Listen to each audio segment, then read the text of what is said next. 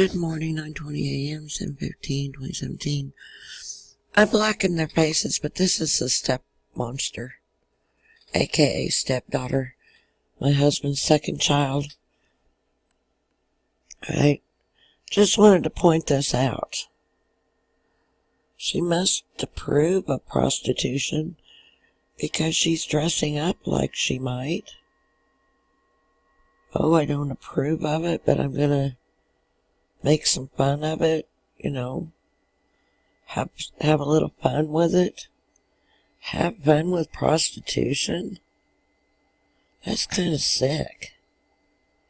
But anyway, that's what she was representing in this old-timey photograph. I do have the other image without the scribbles for the identity. But for now, that's fine and dandy. So I can X this out for now. Whoops. No, keep the current one.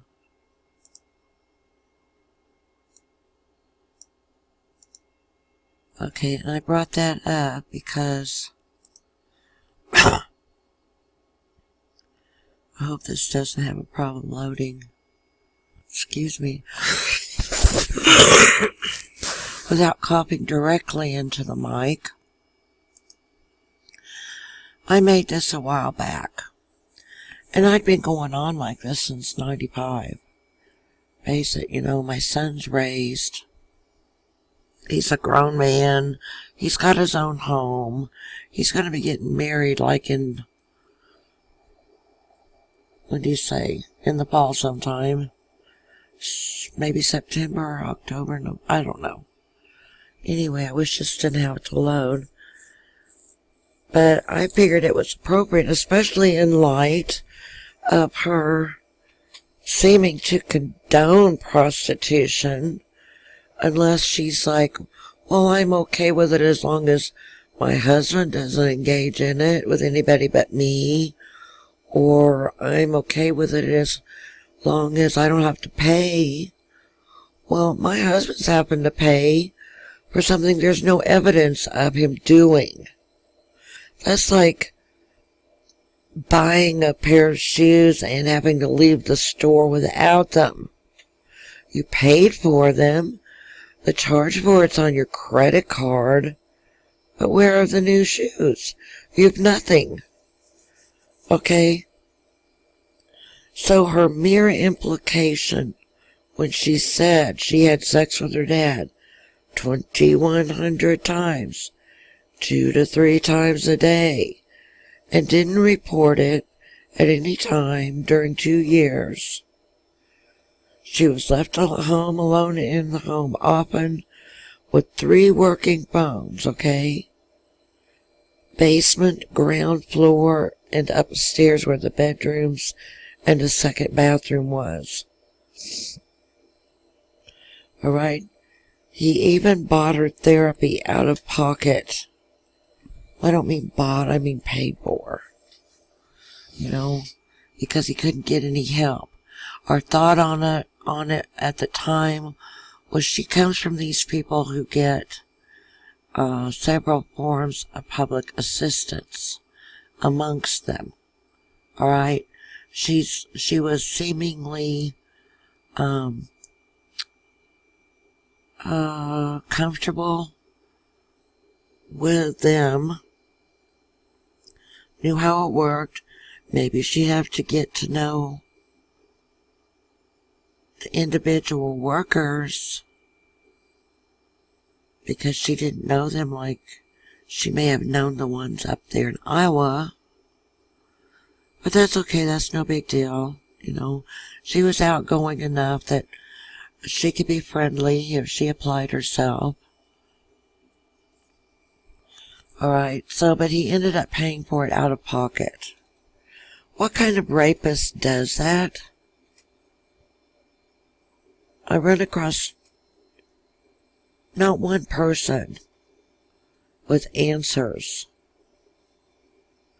Nobody had any kind of experience with this kind of thing. Okay?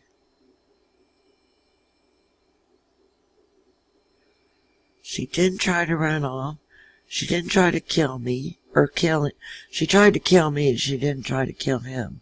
That's another big question. Why didn't she try to kill him? She had access to the kitchen knives, craft tools, and other. Never once mentioned any such thing. Her dad even had heart problems, diagnosed at 2 hospitals, and heart medicine he had to take, and I forgot to mention the inhaler for his breathing condition. So as I see it, she should have to pay for each one of those times that she says she had sex with him. You know, it doesn't say that he had sex with her. So non-consensual or not, which this was alluded to about her in that letter from 1995 by her mother to the prosecutor, who's now a judge, and to the social worker, that I don't think we were supposed to see. Because if we had been meant to see it before he had to pay out of pocket for that therapy, would have been a prime time. Because it would have indicated that she was seriously some kind of deranged, deprived. Okay? The mother said it about her. She wasn't trying to help her daughter.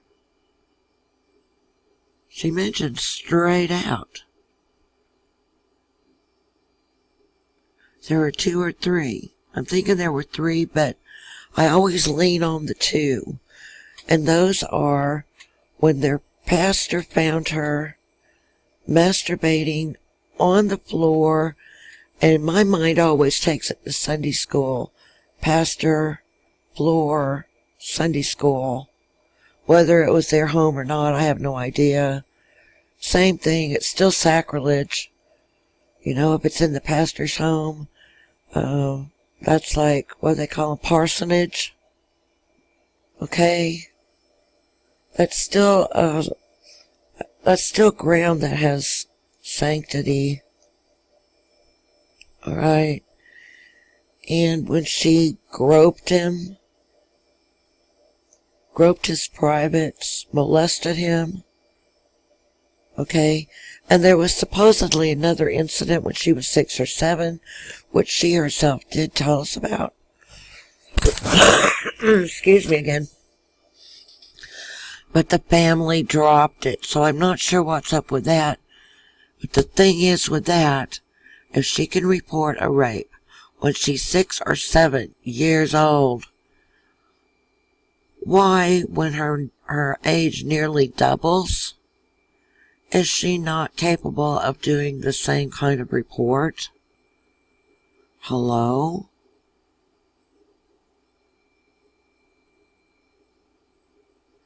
This thing has gotten no help at all. Yeah, she should have to pay for it because he's paying for those times whether they happened or not. Okay? So it should be the very same for her. That she should have to pay him for those times whether they happened or not. Because she said they did, and that's what they're going by. That's why they put him in prison, supposedly. But my inkling is there's some other thing. There's some other backstory that we may never have. There's a backstory like no other, shadowing behind all this is a front for some other thing, and I don't know how to prove it, and I don't know who to ask, and I don't even know how to ask. What would I say? How do you prove there's a backstory behind the reason someone's actually in prison? Well, God gave me this idea. I woke up one morning with this idea. No one told me this idea. Only God told me this idea. So this is what I did. And I think all she has to do, okay, is type 1,000 in there and hit contribute for each and every rape. How hard could that be? Should I turn this over to her social worker? Should I give her social worker a call? Hey, your client owes me $1,000 for each time she claims she had sex with my sex slave. Because basically, even though we had a marriage and we had all these hard things to get through, with the baby dying and losing businesses and social services piling on, that I don't even know what I was saying now. You see how crazy this has got me. She should pay it because she said he did it, whether or not it happened. He's in prison for it. So it must have in their mind happened at least 2,100 times that they would send him to prison on it, or they send him to prison for some backstory that we're not allowed to have, that we don't have access to, that I can't find. And it's not right. If he's got to do prison time for 2,100 times, there's not one single thing to back it up other than he got tired, he was on his meds, and he made a false confession. And she was mad at whoever she was mad at, probably me, and made the false accusation. So if it's good enough one way, it ought to be good enough the other way.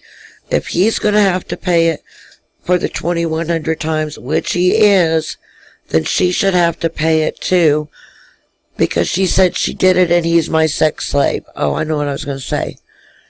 Even though all that crazy crap has happened to us, we still had a sex life, okay? I didn't deny him that right. I wouldn't have denied him that right either, even if I thought I had a pretty good reason, because I liked our sex life.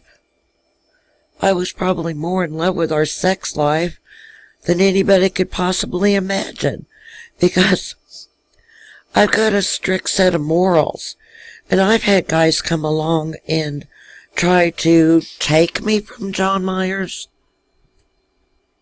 They think they're God's gift to women. They think they're all that in a bag of chips.